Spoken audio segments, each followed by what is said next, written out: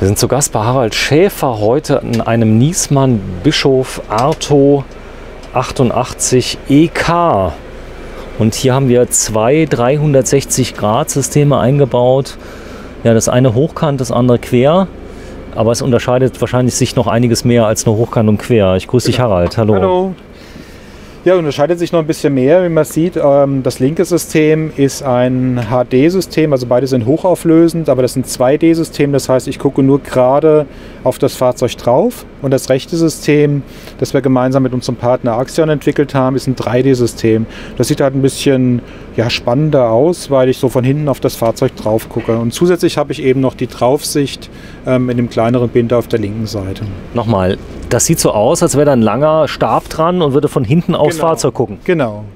Das funktioniert? Das funktioniert, ja. Das ist cool. Das heißt, ich kann es mir viel, viel besser vorstellen. Ja, ist ein bisschen Geschmackssache. Deswegen haben wir beide Systeme eingebaut, dass man dann einfach entscheiden kann, das oder das System ist das, mit dem ich besser klarkomme. Also eins, da gucke ich von oben drauf. Genau. Und eins, da schaue ich praktisch von der Seite drauf. Das geht auch von der Seite? Genau, das kommt darauf an, was ich jetzt anwähle. Wenn ich jetzt den Blinker anwähle, dann geht das rüber auf die Seite, dass ich dann eben jetzt hier Blinker nach rechts gesetzt die rechte Seite sehe oder Blinker nach links, dann sehe ich die linke Seite. Und das ist sogar noch ein System, was noch einen Abbiegeassistenten hat. Das heißt, wenn ein Fahrradfahrer neben mir stehen würde, würde ich auch noch gewarnt werden, separat. Also nicht nur als Hilfe für mich, sondern auch noch für die anderen Verkehrsteilnehmer. Ja, in der Praxis, wir können es ja mal gerade testen, kann ich denn, wenn ich die linke Seite haben möchte, muss ich immer nach links blinken quasi? Genau. Ja. Okay, das heißt, wenn ich jetzt im normalen Straßenverkehr bin und will jetzt mal abbiegen, dann biege ich üblicherweise nach links ab, will links gucken, was ist da? Genau. So, mach mal. Oh, das war jetzt rechts und links einmal falsch. Wir fahren jetzt einmal hier. Geht es? Ja, geht. So, hier sieht man übrigens hier, es stehen Autos.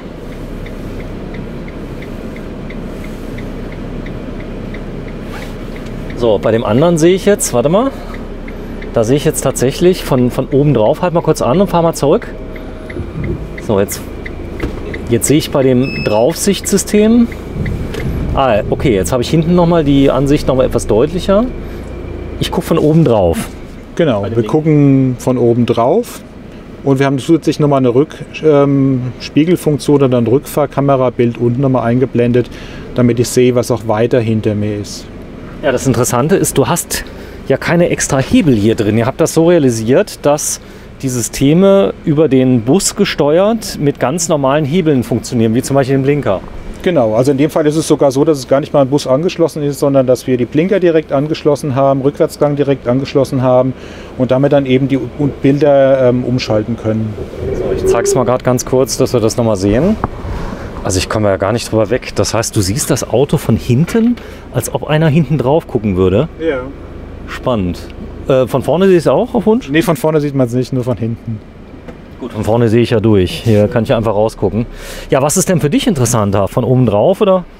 Es ist echt Geschmackssache. Also ich finde natürlich diese Abbiegeassistenzfunktion gut, die es nur bei dem 3D-System gibt, also im rechten System.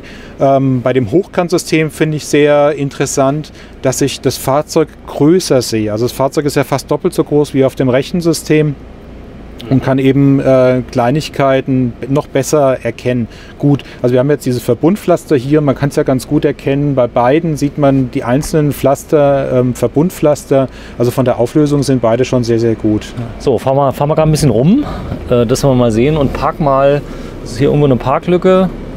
Wir parken am besten mal, weil rückwärts einparken liebe ich, vielleicht mal neben den Etrusco, der da hinten steht. Siehst du den? Welchen von den vielen Etrusco? Der graue, wenn wir mal ziemlich nah an den grauen mal einparken. So, wenn es einen Unfall gibt, haben wir gleich das Video für die Versicherung. Denn jetzt sieht man bei dem einen, sieht man das Fahrzeug von oben. Warte mal, ich zeige das mal gerade. So, hier sehe ich von oben drauf. Hier, das ist gerade die Situation übrigens. So, er parkt mal rückwärts ein. So, jetzt sieht man die. Warte, ich ziehe mal ganz kurz meinen Zoom ein bisschen auf. Das ist ein bisschen einfacher. So, und jetzt sehe ich beide nebeneinander. So, jetzt hast du zusätzlich ja nochmal die Rückfahrkamera im Auto drin. Die ist natürlich auch noch mit drin. Die ist hier. Das ist schon mal so ein Überblick. Aber hier sehe ich mein komplettes Auto. Kann ich das untere Bild abschalten, wenn ich das will? Das ist in der Konfiguration dann hinterlegt. Also je nachdem, wie man das mit dem Kunden vereinbart, kann man die Bilder unterschiedlich anzeigen lassen. Also ich könnte jetzt zum Beispiel auch sagen, ich möchte das nicht. Und dann hätte ich unten kein zusätzliches Bild, sondern immer das komplette Bild vom Fahrzeug. Aber auf der rechten Seite habe ich auch eine Draufsicht, wenn ich das möchte. Die 360 Grad sehe ich gerade. Das heißt, auf der linken Seite beim Monitor... Genau. Also bei dem rechten habe ich natürlich auch immer eine Draufsicht, die ist halt kleiner.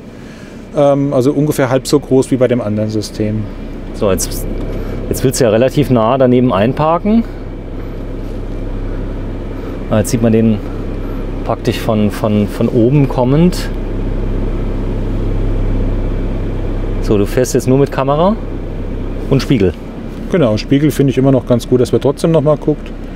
Aber eigentlich, wenn man so ein bisschen das gelernt hat, in dem Fahrzeug ist tatsächlich die Kamera auch erst seit etwa einer Woche drin. Also ich bin es noch nicht so gewohnt, kann man dann eigentlich auf die Kamera verzichten. Es kann nur sein, dass es ein bisschen zu eng ist hier. Nee, das funktioniert noch.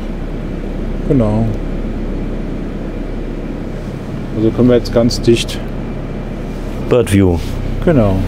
Daneben fahren, sehen dann, dass wir hier vor die Tür fahren und ganz dicht auch an den beiden, an dem Nachbarfahrzeug und auch an der Einhausung hier sind.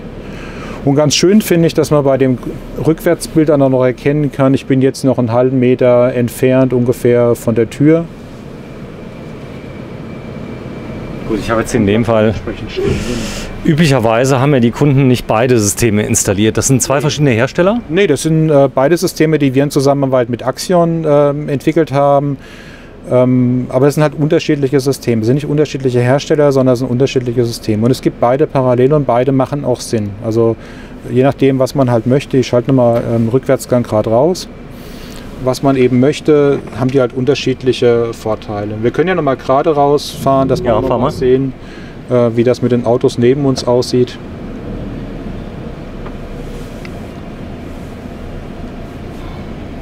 Es dauert aber einen Moment, bis ich mich dran gewöhnt habe ungefähr. Also wie das Ganze. Moment, bis man sich dran gewöhnt hat, ja.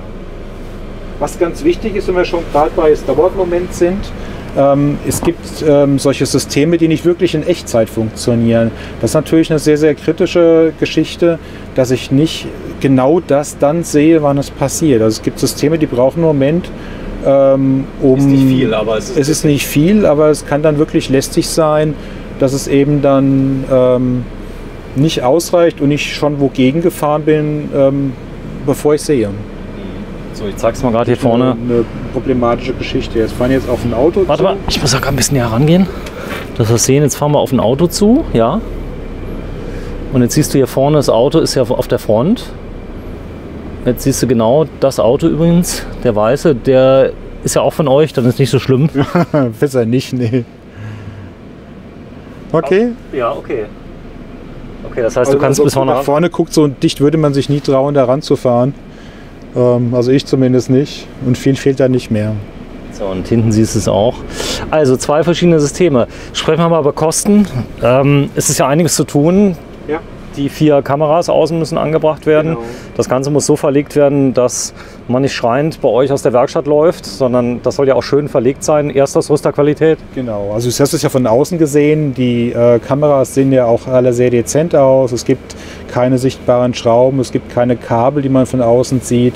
Der Einbauaufwand bei solchen Systemen ist natürlich relativ groß. Einbau heißt aber auch Kalibrierung, damit man eben vorne auch genau sieht, keine Überlappungen hat. Man kann es ja ganz gut sehen. Wir sehen hier 4 verschiedene Kameras und trotzdem kann ich hier nicht erkennen, dass da irgendwas überlappt oder dass es aus unterschiedlichen Bildern zusammengesetzt ist, was es ja tatsächlich ist. Das Bild kommt von der hinteren Kamera, das Bild kommt von der seitlichen Kamera und hier geht das ineinander über. Also diese Kalibrierung ist super wichtig. Um die Frage zu beantworten, diese Systeme kosten eingebaut, das System auf der linken Seite ungefähr, je nach Fahrzeug, zwischen 3.800 und 4.200 Euro, in der Größenordnung liegt es in etwa. Und das 3D-System mit Abbiegeassistent kostet etwa 500 Euro mehr. Das ist das Rechte. Das ist das Rechte, genau. Genau, wenn du mal kurz die Handbremse reinlegst, dann gehen wir mal raus und zeigen mal gerade, wie nah das wirklich war. Gang ist draußen. Ja. Sehr schön. Wenn du mal vorgehst,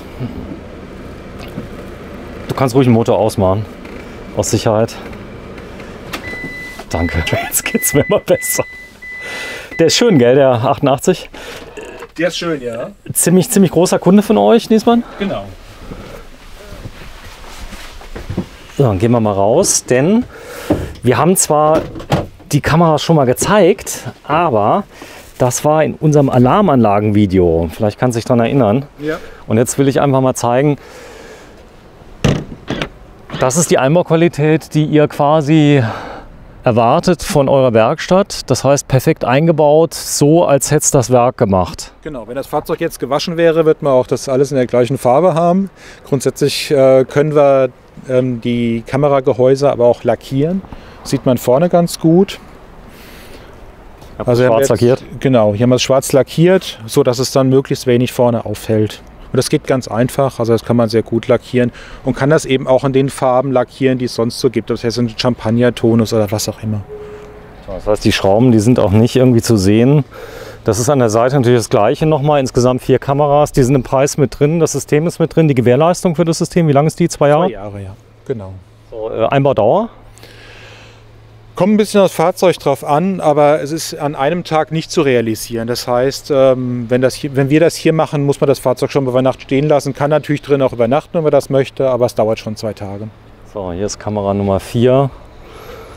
Und hier sieht man, also es fällt nicht auf, aber das Spannende ist natürlich, ich habe einen Rundumschutz. Kann ich das Bild aufzeichnen, wenn ich will? Das darf man nicht, gell? Erstens darf man sowas nicht aufzeichnen. Was man machen kann, ist, wenn man schauen möchte von außen auf die Kamera, dass man es mit dem Fernseher beispielsweise verbindet. Also wir sind schon in der Lage, da noch ein paar Optionen dran zu machen. Die praktisch in Ländern genehmigt sind, wo es genehmigt ist, wenn man da Ich kann ja nach außen gucken, nach außen darf ich ja schon, ich darf es halt nicht aufzeichnen. Gucken darf ich. Gucken, grundsätzlich ums Fahrzeug rum darf man schon, ja. Also nochmal, ihr habt die Möglichkeit, die zu splitten, die Kameras zum Beispiel, dass man sagt, man macht einen Abzweig drauf, wie ihr es hier gemacht habt mit beiden Geräten? Genau, also man könnte das, was vorne auf diesem kleinen Monitor gezeigt ist, auf dem Fernseher zum Beispiel auch darstellen. Das geht Wenn ich jetzt schon. irgendwas sehe, die Hunde schlagen an, ich will nur mal gucken, was ist da draußen Dann los. könnte man das machen, ja, genau. Genau, ihr würdet auch das Licht dazu einbauen auf Wunsch, wenn man das haben möchte, noch ein paar Flutlichter. Das Licht braucht man eigentlich nicht, weil diese Kameras sind so empfindlich. Und das Wichtige dabei ist auch, wenn wir jetzt Kameras mit Infrarotbeamer nehmen würden für diese Anwendung, wir gucken uns gerade das mal auf der Seite an. Jetzt habe ich hier ein Fahrzeug, das ist 9 Meter lang. Ich habe einen Infrarotbeamer, der würde jetzt diesen Bereich hier unheimlich hell erleuchten. Aber an der Ecke hinten sehe ich dann gar nichts mehr, weil es hier vorne halt so hell ist. Nee, mir ging es darum, wenn ich jetzt ein gesteigertes Sicherheitsbedürfnis habe, möchte neben meinem Bett einen Schalter haben, wo ich einfach nur 4 fette Lampen anmachen möchte. Okay. Das könntet ihr aber machen. Das kann man schon machen, ja. Aber diese Kameras, das wollte ich eigentlich sagen, diese Kameras sind so empfindlich, dass sie auch bei wenig Licht wirklich noch ganz, ganz viel sehen. Weil ich nämlich gehört habe, dass irgendwelche Buben, die nicht dahin gehören, scheuen auch das Licht. Und wenn die merken, oh, da ist was, die Hunde haben angeschlagen, die Lampen gehen an, viele gehen dann lieber weiter.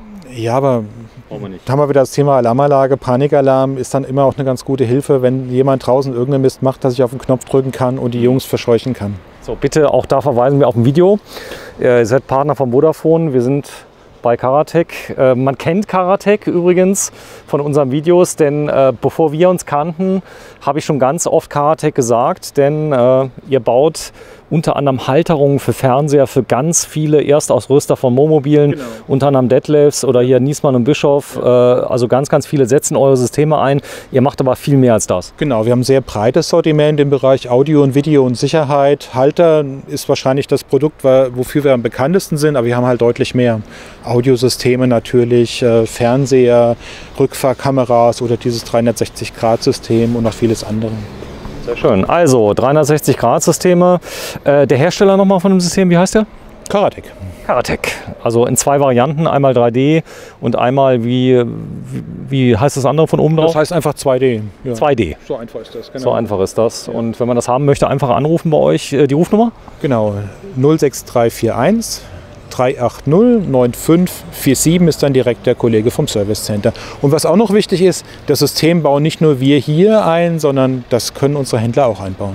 Ganz viele Händler, stehen die bei euch auf der Seite, die Vertragshändler? Genau, die Händler stehen bei uns auf der Seite. Wir haben gerade eine neue Internetseite, die ist noch nicht so ganz fertig, aber normalerweise findet man den Händler dann auch über die Umkreissuche. Ihr habt viele Händler?